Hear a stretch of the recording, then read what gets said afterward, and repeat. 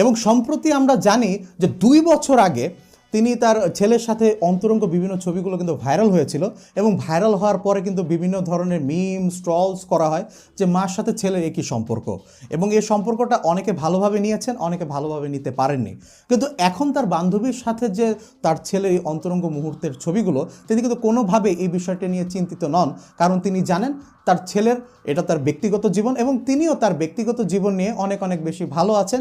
এবং সর্বশেষ পাওয়া তথ্য মতে শ্রাবন্তীর তৃতীয় বিয়েও কিন্তু ভাঙনের পথে, এবং তার ইনস্টাগ্রাম আইডি কিন্তু দেখলে দেখা যায় যে শ্রাবন্তী সিং থেকে তিনি হয়েছেন এখন শ্রাবন্তী, এবং পাশে একটা লাভ সাইন দেওয়া। তার মানে বোঝাই যাচ্ছে তার বিয়েও এখন ভেঙে গেছে।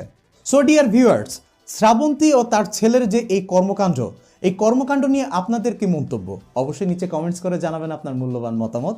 আমি ফজলে রাব্বি বিদায় নিচ্ছি আপনাদের কাছ থেকে। আসসালামু আলাইকুম। So dear viewers,